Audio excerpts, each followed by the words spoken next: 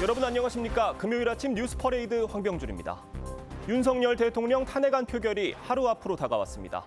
여당은 당론으로 반대를 결정했지만 일부 초재선 의원이 대통령 임기 단축 개헌을 주장하는 등 이탈표 가능성이 제기됩니다. 재석 의원 3분의 2 이상이면 가결되는 김건희 여사 특검법 재표결도 동시에 이뤄져 여당의 고심이 깊어지는 모양새입니다. 이채림 기자입니다. 어제 새벽 국회에 윤석열 대통령 탄핵안을 보고한 야당은 내일 저녁 표결하기로 했습니다. 김건희 여사에 대한 세 번째 특검법 재표결도 함께 진행됩니다. 그래서 대통령 탄핵안을 막으려는 입장에서는 안 오는 게 하나의 수단이 될 수 있어요. 그런데 김건희 특검법 재의결은 안 들어오면 그냥 통과됩니다. 탄핵안과 특검법을 함께 표결해 여당의 본회의 불출석을 막겠다는 의도로 풀이됩니다. 국민의힘은 탄핵 반대를 당론으로 정했습니다. 국민의힘은 대통령 탄핵 반대에 108명 의원의 총의를 모아 반드시 부결시킬 것임을 분명히 말씀드립니다. 탄핵안 가결엔 재적 의원 3분의 2 이상의 찬성이 필요해 국민의힘 의원이 반대 투표하거나 불참하면 부결시킬 수 있습니다. 하지만 김건희 여사 특검법은 재적 과반 출석에 출석 3분의 2 이상 찬성이면 가결돼 여당 의원 불출석이 쉽지 않은 상황입니다. 여기에 초재선 의원 5명이 임기 단축 개헌 등을 주장해 표단 속에 비상이 걸렸습니다. 추경호 원내대표는 오늘 중진 의원들과 한동훈 대표는 당 상임 고문단과 각각 만나 수습책을 논의합니다. TV조선 이채림입니다. 미국 국방장관이 다음 주 예정됐던 한국 방문을 취소한 것으로 전해졌습니다.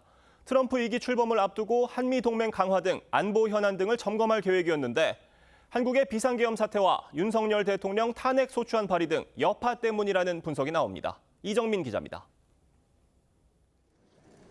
로이드 오스틴 미 국방장관이 이번 달 예정된 방한을 취소한 것으로 전해졌습니다.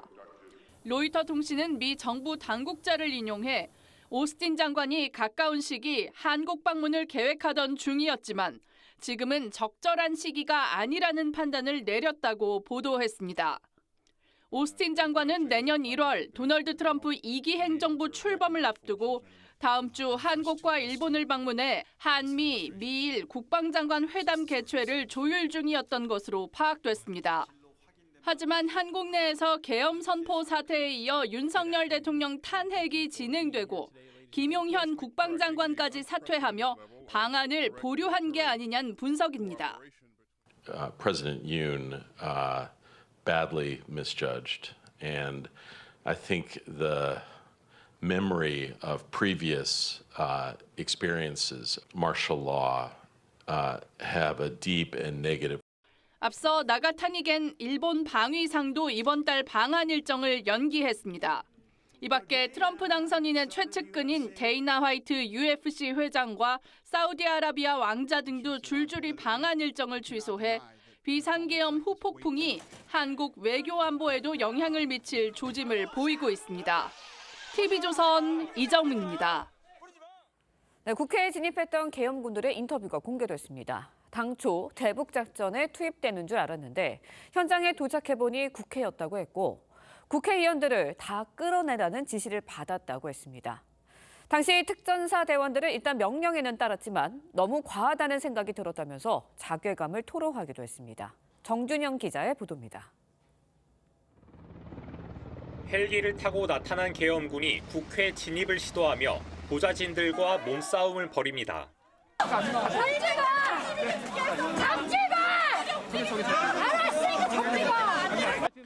계엄군은 유리창을 깨고 내부에 침투했지만 국회가 비상계엄 해제 요구 결의안을 통과시키자 철수했습니다.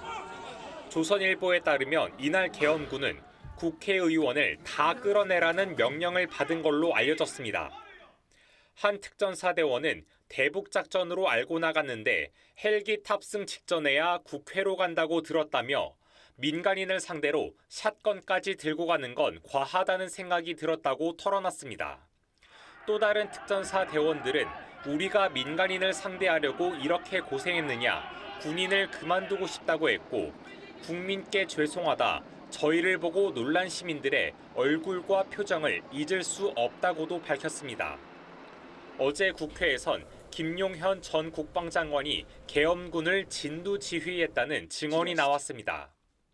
모든 군사활동은 장관님께서 책임지신다고 말씀하셨고, 그다음에 이제 명령불령 시에는 항명죄가 된다는 말씀과 헌법학자 사이에선 비상계엄 상황이라도 헌법기관이자 입법부인 국회의 정치 활동을 금지할 순 없다는 지적이 나옵니다. TV조선 정준영입니다. 네, 김용현 전 장관과 대통령실은 계엄 선포 1시간 뒤 군을 투입하라는 대통령의 지시가 있었다면서 실제 국회를 장악하려던 건 아니라는 취지의 입장을 보이고 있는데요. 하지만 국회 계엄 해제안이 가결된 이후 군 지휘 벙커에서 목격된 윤석열 대통령과 김 전 장관의 분위기는 달랐던 것으로 전해졌습니다. 조성호 기자의 보도입니다. 비상계엄 해제 요구 결의안은 가결되었음을 선포합니다. 새벽 1시 국회에서 계엄 해제안이 통과된 뒤 작전 중이던 용산의 합참 지휘실도 분위기가 달라졌습니다. 군 관계자는 김용현 전 장관이 윤석열 대통령에게 전화를 걸어 계엄을 해제하셔야 할 것 같다는 취지의 보고를 한 것으로 안다고 전했습니다. 이후 작전 지휘실을 직접 찾은 윤 대통령은 김 전 장관과 별도의 회의실에 들어간 것으로 알려졌습니다. 해제 결의안이 통과됐을 때 뭐라고 얘기했나요? 정확히 기억나지 않습니다. 군 관계자는 윤 대통령이 작전 실패와 관련해 김 전 장관에게 화난 모습을 보인 걸로 안다고 했습니다. 계엄 선포 1시간 뒤 군 투입을 하는 등 경고성의 무게를 뒀다는 대통령실 설명과 당시 지휘실 분위기가 배치된다는 지적이 나옵니다. 계엄 작전 지휘 상황과 윤 대통령의 질책 여부를 묻는 질문에 김 전 장관은 질책은 없었다며 수사를 통해 밝혀질 것이라고 답했습니다. TV조선 조성호입니다. 전해드린 대로 민주당이 내일 국회 본회의에서 윤석열 대통령 탄핵 소추안 표결과 김건희 여사 특검법 재표결을 동시에 추진합니다. 네, 패널 4분과 함께 정치권 상황 자세히 짚어보도록 하겠습니다. 노동의 파이낸셜 뉴스주필 김종국 전 민주연구원 부원장, 이승훈 변호사, 최진영 변호사 함께합니다. 안녕하세요. 네, 안녕하세요. 네, 민주당은 반드시 탄핵을 해야 한다면서 속도전에 나선 모습입니다. 여야 대표 목소리부터 들어보겠습니다. 윤석열 대통령에 대한 탄핵은 반드시 해내야 합니다. 우리 모두를 위해서 반드시 필요한 일입니다. 한동훈 대표도 마찬가지입니다. 내란 동조 세력이 되지 마십시오. 말씀드린 것처럼 지금은 역사적 분기점이고 엄중한 역사의 한 국면입니다. 당 대표로서 이번 탄핵은 준비 없는 혼란으로 인한 국민과 지지자들의 피해를 막기 위해서 통과되지 않도록 노력하겠습니다. 그러니까 지금 국민의힘이 김건희 여사 특검법 재표결을 막으려면, 특검법 통과를 막으려면 본회의장에 들어가면 안 되는 상황이고요. 들어가야 되는 상황이고요. 탄핵안을 막으려면 들어가지 말아야 되는 상황입니다. 지금 어떤 선택을 해야 되는 건데, 물론 들어갔다가 나오는 장면도 연출될 수 있는 상황입니다. 어떻게 보십니까? 글쎄 지금 이제 말씀하신 그것도 일종의 이제 뭐 그래서 국민의힘은 딜레마고 민주당이 한꺼번에 표결을 같이 하겠다 두 사안을 한 것이 일종의 뭐 좋은 전략이다. 뭐 김건희를 택할 것이냐 윤석열을 택할 것이냐 이런 얘기도 나오고 있고. 그런데 저는 결론부터 말씀드리면 딜레마일 필요가 없고 어려움에 처할 필요가 없어요. 당당하게 다 표결에 임하는 게 정도 아닙니까? 그렇죠. 찬성하든 반대하든 모두 들어가서 국회의원이라면 당연히 본회의장에 들어가서 자신의 의사를 당당하게 표현하면 되는 겁니다. 그러면 딜레마일 필요도 없고요. 전혀. 민주당이 전략에 말려들 필요도 전혀 없는 겁니다. 지금 시청자들께서 아시겠습니다만 기본적으로 두 사안의 정족수가 다르기 때문에 그런 거 아니겠습니까? 특검법 재의결은 제적 과반수 출석과 출석 3분의 2 이상이 찬성에 의결되는 겁니다. 의결되는 겁니다. 특검법은 탄핵안은 제적 3분의 2가 필요합니다. 그러니까 특검법을 만약 반대하려면 들어가서 표결을 참석해야죠. 네, 300명을 만드는 게 중요하겠죠. 그렇죠. 그러니까 제적 3분의 1이니까 만약에 국민의힘이 안 들어가면 민주당만 표결하면 무조건 통과되는 겁니다. 근데 탄핵안은 제적 3분의 2가 필요하니까 만약 국민의힘이 안 들어가면 표결 참석하지 않으면 그럼 부결되는 겁니다. 자동적으로. 그러니까 어느 걸 선택하느냐가 굉장히 딜레마일 수 있는데 처음 말씀드린 대로 당당하게 표결에 임하십시오. 그러면 아무 문제 없습니다. 네, 일단 국민의힘에서는 탄핵 반대를 당론으로 정했습니다.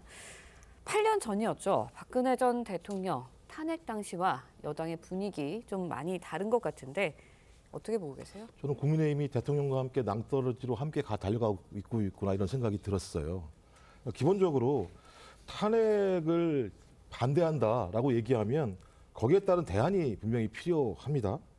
한동훈 당대표는 이미 비상계엄이 선포되자마자 무슨 얘기를 했냐면 위헌적이다, 위법적이다라고 얘기를 했었습니다. 그럼 위헌적이고 위법적인 행위를 하는 대통령의 직무를 정지시킬 수 있는 유일한 방법은 탄핵밖에 없습니다. 그럼 그 외에 어떤 방법이 있는지 설명을 해야 됩니다. 현재와 같은 대통령이 계속 있다면 언제라도 비상대권을 통해서 비상계엄을 선포할 수 있는 상황입니다. 그리고 또 소위 요건에 맞지 않는 비상계엄을 하는 대통령은 군통수권을 가지고 있는 상황입니다. 이런 위태로운 상황에 대한 대책도 없이 그냥 대통령을 지키겠다고 당론으로 탄핵에 반대한다. 전 이런 걸 보면서 국민의힘이 민심과 여론보다는 대통령과 대통령 부인을 지키려고 하는구나. 최근 나온 내용들 보면 그런 거 아니겠습니까? 국회의원들 다 끌어내라.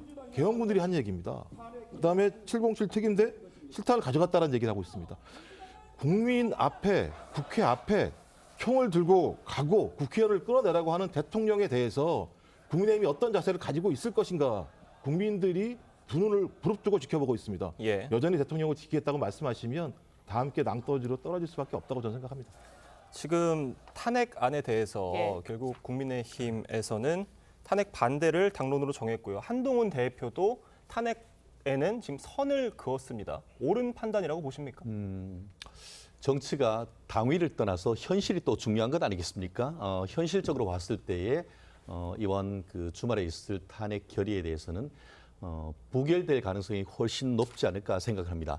사실 저는 어제 밤 늦게 이제 국회에서 하는 방송에서 야당 패널들과도 얘기를 했었는데 이 야당 패널들 특히 홍익표 전 원내대표조차도 적어도 이번 주말에는 탄핵이 가결되기가 어려울 것이다라고 예측을 한 것을 보면서 아마 민주당 내에서도 그런 부분이 있기 때문에 이렇게 서두르는 것이 정당하냐에 대한 좀 논의가 있는 것으로 알고 있습니다. 그럼에도 불구하고 지금 이재명 대표의 어떤 강한 의지가 있고 하기 때문에 아마 그대로 가결 여부를 지금 결정할 가능성이 높은데요. 지금 여당 내에서도 사실 속내는 복잡한 것 같습니다. 당론으로 반대를 했음에도 불구하고 일부 그 친한계 인사를 중심으로 해서 강력한 어떻게 보면 찬성을 해야 된다는 움직임도 여전히 감지되고 있기 때문에 결국 이번 주말은 어쨌든 간에 당론 반대를 국민의힘에 밝혔기 때문에 부결될 가능성이 매우 높습니다. 다만 추후에 여론의 추이 그리고 또 수사의 추이 이것에 따라서 변경될 가능성도 여전히 살아있는 것이 아닌가 생각을 합니다. 네, 만약에 이제 내일 탄핵안이 부결이 된다면 민주당에서는 재발의하겠다 이런 입장을 이미 냈었거든요. 그렇다 보니까 부결이 될 경우 전국 혼돈 상황을 피하기는 좀 어려울 것 같아요. 국민의 입장에서도 사실 10년 안에 대통령 탄핵 소추안의 표결을 2번이나 보는 셈이 됐거든요. 어떻게 보세요? 불행한 나라가 된 거죠. 계엄을 선포하면서 다시 그 불행이 시작된 겁니다. 국민들이 아무리 봐도 계엄을 할 상황이 아닌데 대통령이 뜬금없이 계엄을 하니까 이거 대통령이 정상적 판단을 하고 있는 거야? 정상적 사고를 하고 있는 거야? 이 대통령을 그대로 놔둬도 되는 거야? 라고 생각하는 거예요. 그렇기 때문에 국민들은 탄핵에 대한 의지가 굉장히 높아진 겁니다. 그 전까지만 해도 또다시 대통령 탄핵하면 국가가 힘들어지는 거 아니야? 오히려 민생 경제가 힘들어지는 거 아니야? 라고 생각했는데 오히려 이제는 지금 무정부 상태고 강요들도 아무런 다 사퇴 의사를 표했고 어떤 강요가 다시 들어오겠어요. 그런 측면에서는 지금 무정부 상태를 2년 6개월 동안 지속한다. 그리고 국회와 중앙선거관리위원회와 같은 국가 기관을 무력화시키려고 했던 대통령을 그대로 민주당에게 정권을 헌납하기 위해서 위헌위법인 정부를 그대로 놔둔다. 이거 자체가 말이 안 되는 거거든요. 지금 이거 굉장히 정부도 무력화되는 것이지만 탄핵이 안 되면 윤석열 국민의힘도 무력화되는 것이거든요.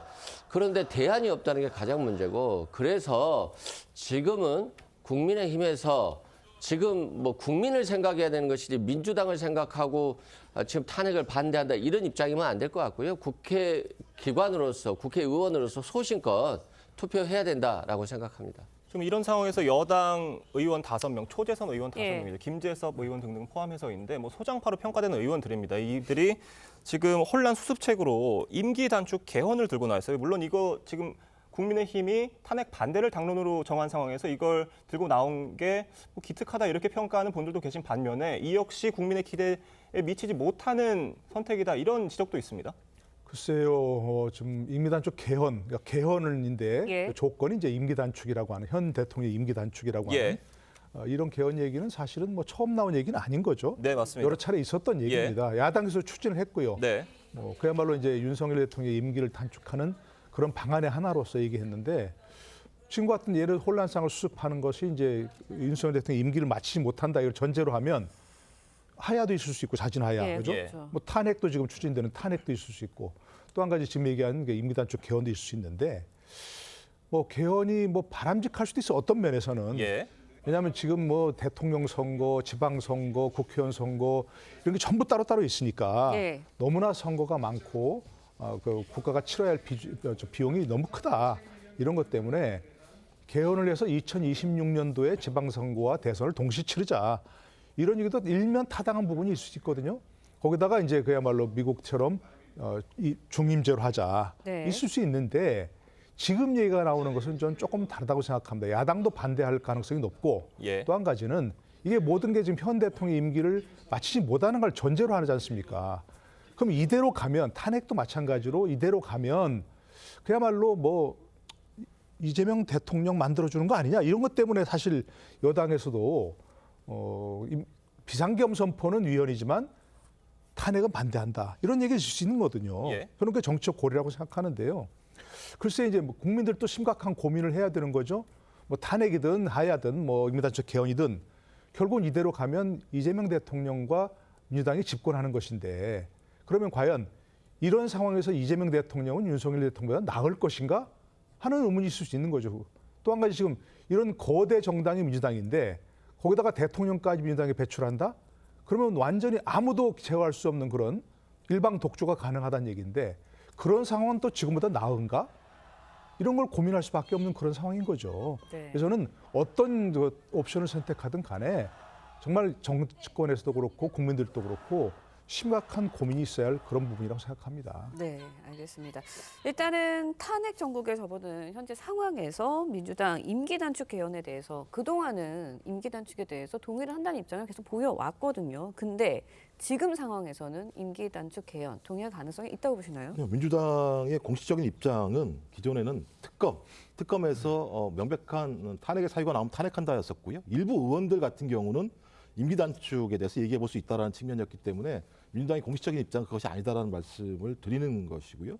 일단 임기 단축 문제가 지금 왜 나오는지 저는 잘 모르겠습니다. 지금 핵심적인 내용들은 위헌 위법적인 비상계엄을 한 현 정부에 대해서 어떻게 할 것인가의 문제가 핵심적인 내용들이에요.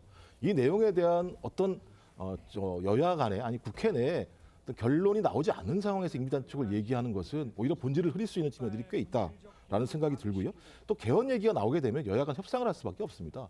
지리한 논쟁밖에 벌어질 내용들이 없어요. 그러면 그 기간 동안 대통령은 직을 유지하게 됩니다. 그러면 직을 유지하고 있는 대통령은 여전히 제2차 비상계엄을 할 수 있는 비상대권을 가지게 되는 것이고 군 통수권자이기 때문에 어떤 형태를 할지 알 수가 없는 겁니다. 근데 이것이 왜 문제가 있냐면 소위 이 보수적인 언론이라고 얘기할 수 있는 조선일보 같은 경우의 칼럼에 의하면 정말 이 정도로 비정상적일 줄은 몰랐다라고 얘기했고 예. 그다음에 중앙일보 사설에서는 사고가 정상적이지 않다는 것이다라는 얘기를 했었고 그다음에 동아일보 사설에서도 최고 주도자로서의 자격에 큰 의문을 남긴 것은 분명하다라는 얘기를 했으면 이 문제를 어떻게 할 것인지의 해결이 가장 중요한 문제라고 생각이 들고요. 저는 그 문제에 대한 해답을 갖고 오기 전에 소위 임기 단축 개헌 같은 이야기 자체는 본질을 흐린다. 또한 대통령실이 여전히 얘기한 내용이 헌법주의자인 대통령이 합법적인 틀 안에서 한 것이다라는 말을 하고 있어요. 그다음에 야당에 대한 불가피한 대처라고 얘기하고 있어요. 계속 반헌법적인 발언들을 대통령실이 공개적으로 얘기하고 있는 상황입니다. 예. 이걸 그대로 내버려 둔다면 저는 제2차 소위 비상계엄도 용이라는 태도라는 생각이 들기 때문에 이걸 막는 게 더 우선이라는 생각이 듭니다. 김종욱 교수님께 질문 하나만 더 드려보면요. 지금 탄핵의 필요성에 대해서 말씀을 해주셨는데 지금 그런 탄핵에 대해서 국민의힘이 이렇게 반대를 하고 또 주저하는 이유가 탄핵은 곧 이재명 대통령이다. 이런 공식을 생각을 하고 있는 것 같아요. 근데 이 공식에는 동의를 하세요? 저는 예를 들면 국민이 선택하는 부분에 대해서 국민의힘이 사전에 그것을 우려한다? 전 이해가 안 돼요. 예. 갑자기 툭 튀어 올라왔나요? 2년 6개월 동안 이재명 당대표 같은 경우는 국민적 여론조사 항상 1등을 유지해 왔습니다. 비상계엄 사태 이후에 탄핵과 아무 상관이 없이요. 예. 저는 국민들이 어떻게 판단할 것인가, 헌재가 어떻게 판단할 것인가, 판단하고 난 이후에 적어도 새롭게 재편될 대한민국에는 윤석열 대통령 같이 소위 비상대권을 자의적으로 행사하는 대통령이 없는 국가를 만들 수 있는 적임자가 누구인지에 대한 판단을 국민에게 맡겨야지.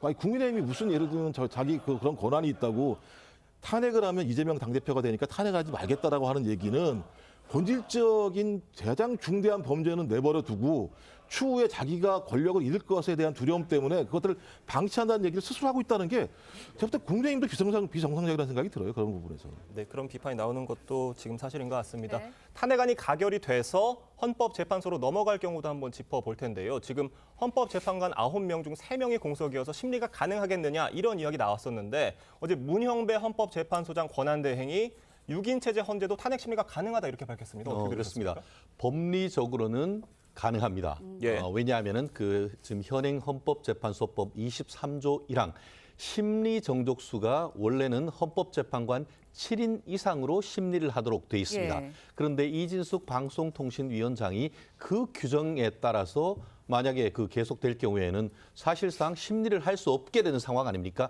왜냐하면 9명 중에 3명이 임기를 해서 나머지 지금 6인밖에 없으니까. 그렇기 때문에 그 23조 1항에 대한 효력 정지 가처분을 했었는데 예. 재판부가 그걸 받아들여졌지 않습니까? 결국 23조 1항이 7인 이상 심리를 한다라고 돼 있지만 그 효력이 규정이 정지되다 보니까 6인에 의해서도 심리가 가능한 것이죠.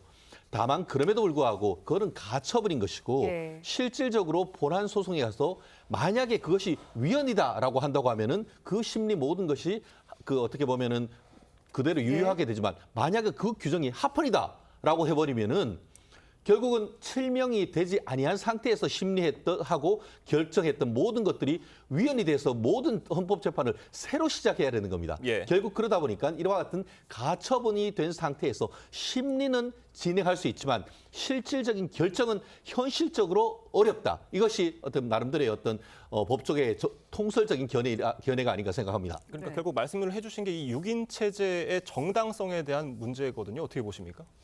저는 전혀 문제가 없을 것 같아요. 왜 그러냐면 일단 6명으로라도 가처분을 통해서 일단 심리해야죠. 심리하지 않으면 대통령의 징부 정지 기간이 계속 늘어나는 겁니다. 그래서 심리를 하지 않을 수 없어요. 그러면 이제 다음에는 어떻게 해야 되냐? 빨리 3명을 임명해야죠. 근데 대통령이 임명을 못 하겠죠. 그럼 권한 대행이 임명해야 되는데 이게 위헌이고 위법이냐 이런 논란이 있을 수 있어요. 그런데 6명이 심리하고 결정하는 것보다 9명이 심리하고 결정하는 것이 훨씬 덜 위헌적입니다.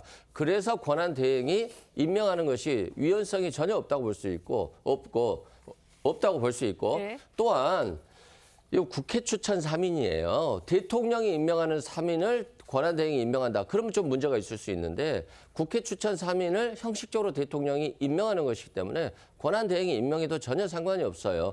또한 마지막으로 보면 6명이 결정해서 위헌이 나려면 6명이 모두 다 위헌을 해야 되니까 경우의 수가 굉장히 줄어들죠. 그런데 9명이 심리를 해서 6명이 위헌 결정을 한다라고 한다면 그 경우의 수는 늘어날 수도 있고 정당성이나 합헌성도 더 커질 수 있거든요. 예. 그렇기 때문에 국회가 추천하고 권한 대행이 국회 추천 헌법재판관을 임명해서 심리와 결정을 하면 전혀 문제가 없다 이렇게 생각됩니다. 네, 알겠습니다. 이번에는 탄핵에 대한 국민 여론도 좀 살펴보도록 하겠습니다. 어제 발표된 리얼미터의 여론조사 살펴보면요. 탄핵에 찬성한다는 의견이 73.6%가 나왔고요. 반대가 24%가 나왔습니다. 어제 그 여론조사 결과 어떻게 보셨어요, 교수님? 지금 하는 것은 너무 당연한 결과 아니겠습니까? 예. 지금 국민들이 이런 비상계엄, 터무니없는 비상계엄 선포를 바로 목격한 상황이고요. 그렇기 때문에 탄핵에 반대한다 하는 여론은 지금 거의 있을 수 없는 얘기죠. 이 허탈함, 분노 네. 이런 감정이 다 반영된 그런 수치라고 볼 수밖에 없는 것이고요. 특히 이제 70%가 넘는다고 하는 것은 이건 정말 이른바 윤석열 대통령 지지층, 보수층도 다 참여한 다 찬성한 그런 상황 아니겠습니까? 예. 10명, 뭐 7명이라고 예. 하지만 주위에 물어보면 아마 다 찬성한다고 하는 그런 생각일 거예요. 이 정도면. 왜 그럴까? 당연히 이건 뭐 정말 정치적 자해행위 아닙니까? 속된 말로 뭐 아군 진지에 수류탄을 던진 그건 자폭행위라고밖에 볼 수 없는 그런 상황인데 지금 상황만 보세요. 뭐 조국 대표가 이제 12월 10일에 있는 뭐 선거를 미뤄달라. 탄핵을 완성하기 위해서라고 하는데 마치 무슨 민주투사처럼 지금 그런 상황 아닙니까? 그런 상황을 보면서 보수층도 분노할 수밖에 없는 그런 상황이죠. 그걸 반영한 수치라고 봅니다. 네. 지난 3일 밤 계엄령이 선포된 그날 밤 당시 상황 자세히 한번 다시 살펴보겠습니다. 예. 계엄군이 여의도 국회뿐만 아니라 과천에 있는 중앙선관위에도 투입됐다고 합니다. 김용현 전 장관은 부정선거 의혹을 수사하기 위한 것이라고 했거든요.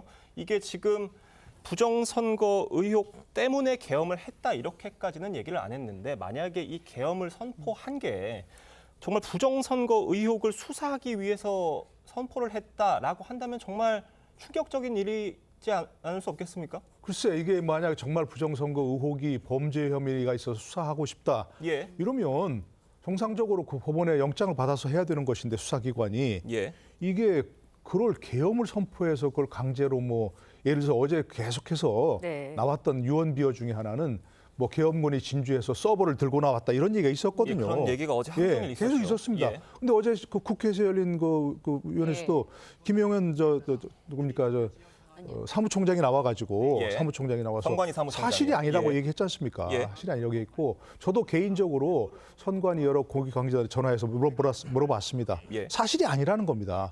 서버를 어딨냐 찾아보지도 않았고 그걸 들고 나갈 수 있는 역량이 있는 것도 아니라는 겁니다. 한마디로. 근데 만약에 이런 것이 이제 이 공식적으로 확인이 된 얘기라면 예. 이렇게 이건 목적이라고 얘기하면 정상적인 사고와 정상적인 판단이 안 된다고 얘기할 수밖에 없는 거예요. 예. 일부 유튜버 사이에서 그야말로 돈을 노린 뭐 일부 유튜버 사이에서 계속 이런 부정선거를 주장하고 돈을 받고 하는 그런 사람이 계속 있지 않습니까? 지금도 있고 계속 있었고. 그런데 계속 그런 일에 맞다 얘기를 하는 것이 부정선거 의혹이 왜 하필 보수층에만 불리하게 나타나느냐. 이게 있을 수 있는 거죠. 얘기를 하고. 지금 선관위 사무총장은 처음 임명될 때 예. 윤석열 대통령의 법대 동기로 친구다. 그래서 반대했던 사람들이 많아요. 예. 근데 그분이 부정선거를 용인하겠습니까? 가담했다는 얘기입니까? 그리고 지금까지 계속 얘기 나온 것들이 있으면 아니 보수 정권에도 그렇고 뭐 진보 정권에도 그렇고 선관위가 한결같이 부정선거를 한다는 얘기입니까? 용인한다는 얘기입니까? 말이 안 되잖아요. 그러니까 이런 것들을 상식적으로만 판단해도 말이 안 되는데 그리고 이 부정선거 얘기는 2012년 대선 이후에 김어준 씨가 처음 제기한 얘기입니다. 그런데 이걸 자꾸 뭐 이른바 보수 유튜버들이라고 하는 사람들이 주장하면서 결국 지금 대통령실도 그렇고 예. 윤 대통령도 그렇고 김영환 국방부 장관도 그렇고 그 정상적인 언론을 참조하는 게 아니라 이런 치우친 편향적인 유튜버만 보고 지금 그 국정을 운영하고 있다는 이런 증거를 지금 보여주고 있는 거예요. 네. 이런 이야기들이 나오는 게 결국은 계엄을 왜 선포하게 됐는지 여기에 대해서 정확한 설명이 좀 없지 않았나라는 생각이 드는데요. 일각에서는 계엄의 주 목적, 부정선거 규명 아니냐 이런 이야기들이 나오고 있어요. 이런 주장까지 나오는 거 어떻게 보세요? 만약에 이게 부정선거를 규명하려고 비상계엄을 했다고 하면 완벽한 탄핵 사유가 돼버리게 되는 거죠. 말도 안 되는 행위인 거지 않습니까? 예. 그러니까 확인도 안 되는 상황이면 그냥 수사를 통해서 밝히면 되는 건데 수사가 아니라 군대를 동원해서 내용들을 가지고 오려고 했다? 저는 이 정도의 사고방식이라면 국정 운영할 수가 없다는 생각이 들고요. 이게 가장 큰 문제가 뭐냐면 어제 국방위원회, 국회 국방위원회 얘기를 들어보면 계엄을 아무도 몰랐다는 거죠. 예. 그걸 아는 사람은 누구였냐? 대통령과 김영현 전 국방부 장관. 왜? 일부. 그러면 선관위의 기획은 누가 했을까? 그럼 대통령 아니면 김영현 전 국방부 장관 두 사람 정도 아니겠습니까? 그럼 선관위에 왜 갔을까? 그래서 지금 나오는 내용 자체가 저희 선관위와 관련해서 이미 이준석 의원의 말에 의하면 이미 대선 후보 때부터 선관위를 갖다가 한번 탁탁 털어봤으면 좋겠다는 생각을 했다라는 거고 그걸 대통령이 된 이후에 실행한 게 아닌가라는 얘기를 하는 거고 최근에 소위 보수 유튜버들 같은 경우나 극보수적인 단체 같은 경우는 계속 부정선거를 주장하는 상황인데 그런 어떤 극단적인 주장에 대통령과 전 국방부 장관이 그걸 사실로 인지하는 것이 아닌가라는 생각이 들어요. 전 이것이 만약에 사실로 드러난다면 대통령은 통치할 능력이 없다라고 하는 것이 확인되는 거다. 저는 그래서 이 사실은 명확히 밝힐 필요가 있다는 생각이 들고 대통령실이요 이런 정도 얘기가 나오게 되면 왜 선관위에 계엄군을 투입했는지 설명을 해야 돼요. 설명을 하지 못한다라고 하는 건 스스로가 대통령의 비상계엄은 완벽하게 잘못된 것이고 위헌적이라고 하는 사실들을 스스로 자인하는 것에 불과하다고 생각을 합니다. 네, 개헌 선포의 그 이유가 정확하게 규명이 좀 돼야 되지 않나라는 생각이 드는데 국회에서는 이제 관련자들 불러서 비상계엄 전모 밝히는 데 주력을 하고 있습니다. 박안수 당시 계엄 사령관 이야기부터 듣고 오겠습니다. 예, 계엄 사실은 대통령께서 담아하시는 걸 보고 알아. 계엄 사령관으로 임명되셨잖아요. 아, 네. 누가 전화했습니까? 연락했습니까? 국방부 장관께서 주시간 회의 후에 계엄 사령관은 육군 조장 대감 박안수다. 포고령 본인이 그거는 작성한 건 맞아요? 그 부분은 이제 윤석열 대통령이 작성해 준 거 아니에요? 그건 모르겠습니다. 어떡하냐 하면서 시간이 좀 지나갔습니다. 포고령 선포하라는 게 대변인이 연락 왔었습니다. 근데 22시 이후에 포고됐기 때문에 시간이 안 맞습니다. 그러니까 시간만 수정해서 이제 바로. 당시 계엄 사령관은요, 계엄 선포도 대통령 담화를 보고 알았고 포고령 작성자도 모른다고 말했습니다. 그럼 국방부 입장은 어떤지 김선호 차관 이야기도 이어서 들어보겠습니다. 아까 차관께서는 이번 계엄령 발표 관련해서 사전에 그럼 차관께서도 잘 모르셨습니까? 네, 언론을 통해서 들었습니다. 그럼 누가 군부대 투입을 무장 군부대 투입을 지시했는지 지금 육군 참모총장 모른다 하셨습니다. 네네. 국방부 차관님 아셨습니까? 누가 지시했습니까? 차관님 지시하셨습니까? 그 병력에 대한 투입 지시는 장관께서 하셨습니다. 네, 포고령 위원에 대해서도 저희가 굉장히 따져보고 있는데 처단이라는 단어가 들어가서 논란이 된 포고령 대해서 계엄 사령관 누가 작성했는지 모른다라고 하고 있습니다. 관계자들이 각종 의혹에 모르쇠로 일관하고 있는 상황인 거 아닌가라는 생각도 좀 드는데 어떻게 보셨어요? 아마 계엄 사령관 몰랐을 거예요. 아마 이 포고령은 대통령과 대통령실에 있는 한두 명 정도가 작성했을 걸로 봐요. 국방부 장관이 이런 포고령을 제가 봤을 때 작성할 수 있는 능력이 없는 것으로 보여져요.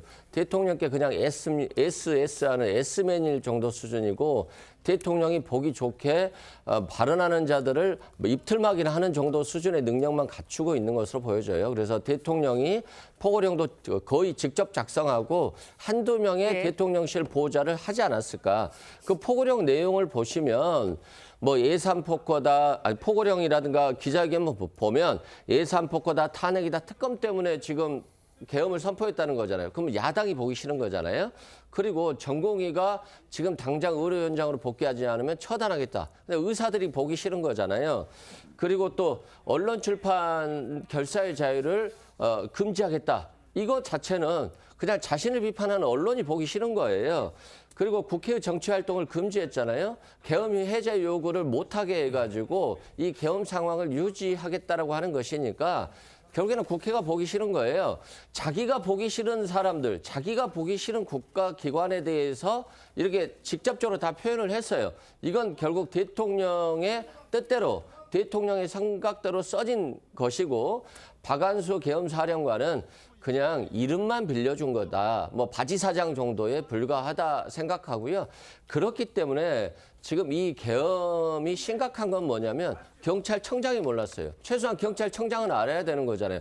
경찰력으로 불가능하니까 치안 유지가 불가능하니까 군병력이 와야 되는데 경찰청장이 모르고 계엄사령관이 모르고 안보가 위험할 때 계엄이 되는 것인데 안보실장도 모르는 거예요. 그러니까 이건 대통령과 김용현 국방부 장관 그리고 본인의 충암고의 인맥들이 그냥 뭐 한 너다섯 명이서 그냥 술자리에서 얘기가 나온 이후에 이것들을 계속해서 그 사람들이 이 계엄으로 구체화시킨 거다. 그런데 군인들이 계엄에 대해서 받아들여주지 않기 때문에 허술하게 한 거고 실패한 계엄을 준비한 것이다. 저는 그렇게 생각합니다. 대통령 본인만 몰랐다라고 생각됩니다. 그 술자리에서 네다섯 명이 논의한 내용이다. 이건 개인적인 생각입니다. 예, 알겠습니다. 비상계엄 선포 전 소집됐다는 국무회의 상황에 대해서도 증언이 나오고 있는데요. 당시 참석한 이상민, 조교홍 장관 이야기 들어보겠습니다. 반대라는 표현을 쓴 분 자체는 뭐 두어 번 있었던 걸 기억하는데요. 거기서 다 우려를 표시하고 국회를 제대로 봉쇄했으면 이런 의결이 가능하지 않았지 않습니까? 마음 먹었으면 충분히 할 수 있었겠죠. 계엄 선포에 동의할 수 없다고 말씀을 드렸는데 대통령님께서 이석을 하셨습니다. 계엄이 위법이고 위헌이라는데 장관이 동의하시냐고요? 예, 동의합니다. 지금 육군 참모총장, 박한수 참모총장과 국방부 차관 다 몰랐다 이런 입장이고 국무위원들은 우린 반대했다 뭐 이런 식이에요. 그런데 참 박한수 참모총장이 사성장군이거든요. 사성장군이 몰랐다는 것도 말이 안 되고요. 국무위원들이 이렇게 자신들은 반대했다 하는 것도 결국은 책임 회피다 이런 지적들입니다. 그렇습니다. 헌법에 어떻게 돼 있냐면은 그 국법 행위는 부서하기로 돼 있습니다. 국무위원들 같은 경우에는 국무회의 의결이 있다고 한다고 하면 심의 의결이 있으면 거기에다가 본인들이 서명할 수 있도록 돼 있는데 지금 어제 조선일보 같은 경우에는 국무위원들 한 분 한 분한테 전화를 해서 그 국무회의에 참석했는지 이후에 그 해제를 하는 국무회의와 관련해서 거기에 동의했는지 여부에 대한 한 사람 한 사람의 그 결과를 냈는데요. 결국 그런 것 같습니다. 국무회의 같은 경우에는 심의 기관이었지 특히 이와 같은 그 비상계엄에 대해서는 의결할 수 있는 권한은 없는 것 같습니다. 결국 그렇기 때문에 거기에 일부 국무위원들 같은 경우에는 아예 서명을 거부했을 수도 있고 아니면 거기에 나름대로 그 서명을 했을 수도 있는데 아마 그거에 따라서 어떤 정치적 책임, 법적 책임이 달라질 가능성이 없지 않다고 봅니다. 다만 그럼에도 불구하고 이 사안 같은 경우에는 대통령과 국방장관이 주도했던 것이고 나머지는 우려를 어떻게 표시하거나 아니면 일부 두세 명 같은 경우에는 이제 반대를 했다 이렇게 하기 때문에 결국 이 부분에 있어서도 그날 있었던 국무회의에 어떤 심의했던 그 결과 거기에 서명했는지 여부 이런 부분이 추후에 어떤 법적 어떤 그 책임의 수위를 결정하는데 아주 중요한 부분이 되지 않을까 생각을 합니다. 네, 최진영 변호사님 말씀 잘 들었고요. 오늘은 여기까지 함께 하도록 하겠습니다. 저희 어제 상황 다시 한번 짚어보고 갈 텐데요. 민주당은 예고했던 대로 최재 감사원장과 검찰 지휘부 3명에 대한 탄핵소추안을 가결시켰습니다. 네, 국가 최고 감사기구인 감사원장 탄핵소추는 헌정사상 처음인데 헌법재판소의 재판 결과가 나올 때까지 이들의 직무도 모두 정지돼 수사라인 마비에 대한 우려도 커지고 있습니다. 전정원 기자의 보도입니다. 최재 감사원장과 이창수 서울중앙지검장 등 검사 3명에 대한 탄핵소추안이 야당 주도로 국회 본회의를 통과했습니다. 감사원장으로서 본인의 역할을 잊고 국민권익위원장 등을 대상으로 사퇴 압박, 표적감사와 편파적 감찰 활동을 자행했습니다. 당초 민주당은 대통령 탄핵에 집중하겠다며 일정을 미뤄왔지만 여당이 반대를 당론으로 정하자 방침을 바꾼 걸로 보입니다. 잠시 보류했지만 결국 이 문제를 정리해야 한다는 국민적 요구가 있고 헌법재판소 재판 결과가 나올 때까지 이들 4명의 직무는 정지됩니다. 윤석열 정부 들어 민주당 탄핵 대상이 된 공직자는 모두 24명으로 이 가운데 9명의 탄핵안이 통과됐고 3명은 자진 사퇴했습니다. 현재까지는 모두 헌재에서 기각됐지만 최대 9개월 동안 업무 공백이 불가피했습니다. 최재 원장은 정치적 탄핵이라며 유감을 표시했고 중앙지검도 수사 마비가 우려된다고 밝혔습니다. 국민의힘은 습관적 탄핵 폭거라며 반발했습니다. 분풀이 탄핵, 무고 탄핵을 남발하는 민주당이야말로 탄핵해야 할 대상인 것입니다. 다만 국민의힘 내부에선 민주당의 삭감 예산안 단독 처리와 무리한 탄핵 남발에 비판적이었던 여론이 계엄 선포로 묻히게 됐다는 우려도 있습니다. TV조선 전정원입니다. 물론 지금 계엄 사태가 대단히 엄중한 상황이기는 합니다만 야당의 무리한 탄핵에 대한 비판도 있는 것도 사실이거든요. 결국 최재 감사원장과 검찰 지휘부 3명에 대한 탄핵소추안이 야당 단독으로 처리가 됐고요. 이 민주당이 원래는 이 계엄 사태 이후에 잠시 뒤로 미뤄둔다고 했다가 이 입장을 바꾼 겁니다. 어떻게 보셨습니까? 글쎄 뭐 윤석열 대통령의 비상계엄 선포 전혀 동의할 수 없고요. 위헌적인 권한행사다 분명히 말씀드립니다. 그런데 그 윤석열 대통령의 그 기분, 감정 그건 조금 이해할 수 있는 부분이 있습니다. 대통령으로서 최고의 국정 책임자인데 이렇게 수많은 사람들을 탄핵해버리고 국정 정부가 일정한 부분 마비되고 물론 권한행 대행이 있다고 하지만 그럴 바에는 무슨 뭐 장을 왜 둡니까? 이렇게 뭐 권한행사가 돼서 아무 문제가 없다 하면 그런 것들 이거 정말 폭거라고밖에 볼 수 없는 거죠. 폭력적 권한행사라고 생각합니다. 탄핵을 지금 20명 이상 발의한 이런 그 사례가 도대체 헌정사에 있었습니까? 비상대권도 대통령에게 주어진 권한이지만 아주 극히 제한적인 경우에 행사해야 됩니다. 그렇죠? 예. 탄핵도 그와 비슷하진 않지만 어쨌든 굉장히 엄중한 권한 행사입니다. 그런데 이것처럼 막 헌칼 휘두르듯이 마구 휘두르는 그런 정권은 이거 비판받아야 마땅하지 않습니까? 그런 국회는. 그러니까 이것도 저는 이 정말 탄핵이 온이되면서 이런 부분은 조금 보류할 줄 알았습니다. 민주당이. 왜냐하면 너무 지나치면 그것도 과유불급이거든요. 예. 그런데 이걸 그냥 강행해버렸습니다. 뭔가 이 다른 의도가 있는 것이라고밖에 볼 수 없는 것이고 이것도 일종의 방탄이고 기본적으로 그리고 정치적 목적으로 하는 권한 폭력적 행사다 이렇게밖에 볼 수 없는 거죠. 네, 감사원장 탄핵 헌정사상 처음 있는 일이거든요. 그렇다 보니까 일단은 뭐 계엄령 선포에 대해서 동의하는 국민들 별로 없겠지만 그래도 야당의 이런 탄핵 남발에 대해서 이것 또한 동의하는 국민들이 그렇게 많지는 않을 것 같거든요. 뭐 일반적이라면 그렇겠죠. 근데 윤석열 정부에서는 역풍이 없는 정부예요. 결국엔 뭐냐면 대통령의 권위와 신뢰가 떨어지고 웬만큼 하다가 그만둬야 되는 거거든요. 예를 들어서 야당 대표에 대한 수사도 정권 초기에 한 1년 정도 하다가 그만뒀다라고 한다면 국민들께서 조금 뭐 이 정도 수사하면 괜찮다라고 할 것 같아요. 근데 2년 6개월이 됐잖아요. 근데 지금도 수사하고 있다는 것 때문에 이 정부는 그냥 뭐 하는 게 상대방 죽이는 것밖에 없구나. 검찰을 이용해서. 그리고 감사원도 마찬가지예요. 웬만큼 좀 적당히 해야죠.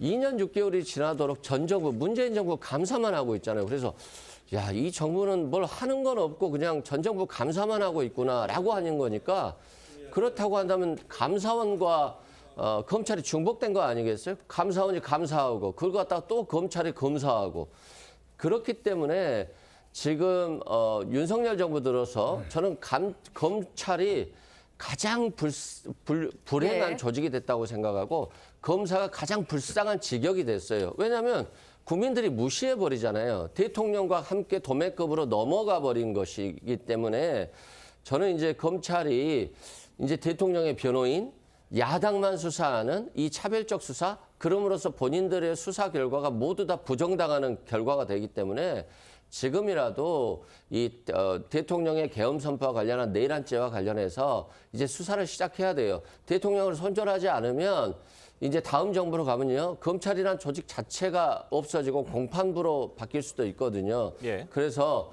검찰이나 감사원이 빨리 제자리로 돌아와야 된다. 그래서 국민의 신뢰를 회복하는 것이 자신의 조직의 권위를 다시 회복하는 길이다. 이렇게 말씀드립니다. 네, 지금 최재 감사원장이 직무가 정지가 됐고요. 조은석 감사위원이 대행을 맡게 되는 건데 네. 지금 이분이 문재인 정부 때 임명된 분입니다. 그렇다 보니까 여권에서는 감사원이 이제는 민주당의 칼이 되는 게 아니냐 이런 걸 우려라고 해야 될까요? 이런 분석들이 나오고 있거든요. 어떻게 보십니까?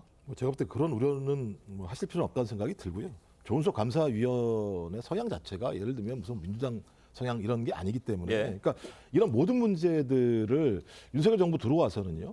그러니까 예를 들면 어느 정당과 친한가의 문제를 모든 것을 판단하는 상황들이 돼버렸습니다. 그러니까 노동일 교수님 말씀처럼 탄핵이든 아니면 거부권이든 매우 절제되게 행사돼야 되고 국민들이 납득 가능할 만한 어떤 내용들을 가지고 제기를 해야 된다는 생각이 분명히 듭니다.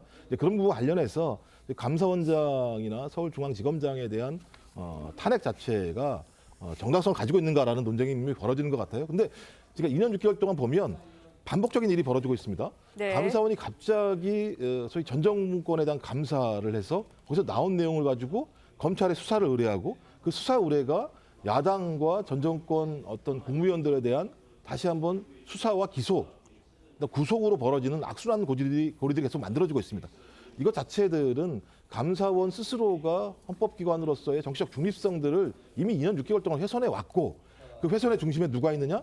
감사원장이 있다고 볼 수밖에 없기 때문에 감사원이 제자리로 돌아가기 위해서는 이 부분에 대해서 헌재 따져 묻는 것이 중요하다고 민주당은 판단한 것 같아요. 그리고 그 이후로도 마찬가지입니다만 뭐 조은석 감사위원에 대한 얘기가 있습니다만 저는 지금 상황에서 민주당이요. 한 발이라도 잘못 디디면 저는 이 상황에서 국민들한테 엄청난 비판을 받을 거라는 생각이 들기 때문에 그 이전에 현 정부가 감사원을 자기가 정치적으로 활용했다라고 하는 의구심 때문에 이런 일을 했는데 민주당이 이걸 또 활용한다? 전 그렇다면 민주당이 오히려 국민들에게 엄청난 비판에 직면하게 될 거라고 생각합니다. 네, 마찬가지로 지금 이창수 서울중앙지검장도 직무정지가 됐고요. 이 효력을 멈춰달라는 취지로 가처분 신청을 낼 예정인 걸로 알려졌는데 헌재가 이 가처분 받아들일 걸로 보십니까? 그건 아직 확정될 수 없죠. 어떤 예상을 할 수는 없는데 예. 일반적으로 헌법재판소는 가처분 잘 안 받아들입니다. 법원의 경우에는 가처분 신청 받아들인 경우가 많이 있는데 그래서 예상할 수 없는 부분이고 이 중앙지검장, 거기다 4차장, 또 반부패 2부장까지 한꺼번에 얘기한 것은 정말 문제가 있다고밖에 볼 수 없는 것이 검찰 수사가 가처분, 좀 불기소 처분이 마음에 안 든다는 거 아닙니까? 그러면 법적 절차가 있습니다. 항고, 재항고가 있고 또 많으면 재정신청까지 할 수 있거든요. 그건 절차를 밟고 있습니다. 민주당이 지금. 항고해놨고. 그런데 갑자기 탄핵을 한다? 이건 정말로 정치적 목적인 탄핵이다. 이렇게밖에 말씀드릴 수 없는 겁니다. 네, 알겠습니다. 오늘 말씀은 여기까지 듣도록 하겠습니다. 감사합니다. 고맙습니다. 서울 지하철 1호선에서 8호선을 운영하는 서울교통공사 노사의 임금 단체 협약 협상이 오늘 새벽 극적으로 타결됐습니다. 오늘로 예정됐던 파업 계획도 철회되면서 우려했던 출근길 대란은 피하게 됐습니다. 윤수영 기자의 보도입니다. 서울교통공사 제1노조 관계자가 합의서에 서명합니다. 어제 오후 4시쯤 시작된 5차 본교섭은 10시간 동안 정회와 속개를 거듭하다 오늘 새벽 2시가 돼서야 합의에 도달했습니다. 이번 합의문에는 공공기관 인건비 지침인 2.5% 임금 인상과 630여 명의 신규 채용, 2호선 1인 승무제 도입 중단 등이 담겼습니다. 많이 부족합니다. 수십 년간 밀려온 임금 조건, 누적된 노동 조건들이 하루빨리 오늘을 계기로 개선됐으면 좋겠습니다. 앞서 코레일이 무기한 총파업에 돌입한 데 이어 오늘 서울교통공사의 총파업까지 예고돼 출근길 대란이 예상되는 상황이었습니다. 늦을까 봐 일찍 나왔는데 그래도 늦을 것 같네요. 한 20분 지각할 것 같아요. 하지만 서울교통공사 3개 노조 중 60%를 차지하는 민주노총 산하 1노조의 임단협이 타결되고 나머지 2개 노조도 잇따라 합의에 이르면서 우려했던 사태는 피하게 됐습니다. TV조선 윤수영입니다. 올해 수능 시험이 지난해보다 쉬웠다는 평가가 실제 채점 결과로도 이어지면서 11명의 만점자가 나왔습니다. 네, 문이과 통합 수능이 실시된 이후 가장 많은 만점자를 기록한 건데 그만큼 상위권 학생들의 입시 경쟁은 더 치열해질 것으로 보입니다. 신경희 기자의 보도입니다. 한국교육과정평가원이 2025학년도 수학능력시험 채점 결과를 발표했습니다. 국어 만점자는 작년보다 16.5배, 수학은 2.5배 늘었습니다. 두 과목 만점자가 1,000명이 넘은 겁니다. 영어 영역 1등급도 작년보다 소폭 올랐습니다. 이번 수능은 역대 어느 수능과도 비교해도 난이도 관리가 잘 되었다라고 저희 자평을 하고 있습니다. 전과목 만점자는 지난해 1명에서 올해 11명으로 늘었습니다. 재학생이 4명, 졸업생이 7명입니다. N수생이 20년 만에 가장 많이 응시했지만 수능이 평이해 재학생과의 격차는 크지 않을 것이란 분석도 나옵니다. 또 대단히 어려운 수능으로 가게 되면 이것이 학교 현장에서 공교육 범위 내에서 또 준비하는 데 많은 또 지장이 초래될 수 있습니다. 국어와 수학의 변별력이 줄면서 최상위권 정시, 특히 의대 진학 경쟁은 더욱 치열해질 것이란 관측입니다. 최상위권은 지금 현재 국어 수학 점수를 가지고서는 사실 변별이 좀 어려울 정도로 밀집되어져 있고 대신 탐구 영역이 당락을 가를 변수로 떠오릅니다. TV조선 신경입니다. 오늘부터 초겨울 추위가 시작되겠습니다. 북서쪽에서 찬 공기가 남하하면서 오늘 오후부터 기온이 점차 낮아지겠는데요. 절기 대설인 내일은 서울의 아침 기온이 영하 3도, 일요일에는 영하 4도까지 떨어지면서 평년보다 기온이 낮겠습니다. 오늘 수도권과 강원, 경북 지역은 대체로 맑겠습니다. 호남 지방은 오늘 오전까지 가끔 비나 눈이 조금 더 이어지겠고요. 일부 경기 남부 서해안과 일부 충청에는 빗방울이 떨어지거나 눈발이 날릴 수 있겠습니다. 현재 동해안을 중심으로 대기가 매우 건조합니다. 강원 영동, 경북 북부 동해안과 산지에는 강풍주의보가 내려진 가운데 순간 풍속 초속 25m 이상의 바람이 강하게 불겠습니다. 오늘 한낮 기온은 어제보다 1도에서 5도 정도 낮겠습니다. 서울과 춘천이 4도, 대전 8도, 대구와 울산 9도 예상됩니다. 주말인 내일은 충청과 호남, 경남과 제주에 비나 눈 소식이 들어 있습니다. 오늘의 날씨 이나일입니다. 이상으로 금요일 뉴스 퍼레이드 마칩니다. 네, 저희는 다음 주 월요일 아침 7시 30분에 다시 찾아뵙겠습니다. 시청해주신 여러분 고맙습니다.